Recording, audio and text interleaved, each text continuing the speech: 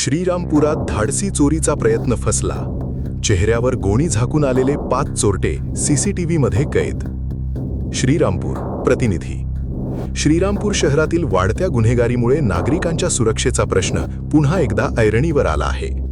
बेलापूर रोडवरील गायकवाड वस्ती परिसरात राहणारे शिवसेना शिंदे गटाचे युवक जिल्हाध्यक्ष शुभम भाऊ वाघ यांच्या घरावर दरोड्याच्या उद्देशाने आलेल्या 5 अज्ञात चोरट्यांचा डाव मात्र फसल्याची घटना समोर आली आहे. मिळालेल्या माहितीनुसार काल मध्यरात्रीच्या सुमारास 5 जण चोरीच्या उद्देशाने शुभम भाऊ वाघ यांच्या घराच्या परिसरात दबा धरून बसले होते.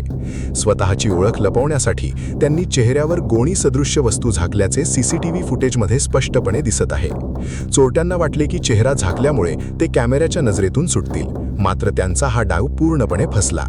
विशेष म्हणजे चोरीचा प्रकार आणि त्यांच्या हालचाली कॅमेऱ्यात कैद होऊ नयेत म्हणून चोरट्यांनी सीसीटीव्ही कॅमेरा तोडण्याचाही प्रयत्न केला, मात्र त्यांचा हा प्रयत्नही निष्फळ ठरला आणि त्यांच्या सर्व हालचाली सीसीटीव्हीमध्ये रेकॉर्ड झाल्या. या घटनेमुळे बेलापूर रोडवरील गायकवाड वस्ती परिसरात भीतीचे वातावरण निर्माण झाले असून श्रीरामपूर शहरातील वाढत्या गुन्हेगारीबाबत नागरिकांमध्ये तीव्र चिंता व्यक्त केली जात आहे. शहरात गुन्हेगारीवर आळा कधी बसणार आणि नागरिकांच्या सुरक्षेची जबाबदारी नेमकी कोणाची, असा सवाल आता नागरिकांकडून उपस्थित केला जात आहे.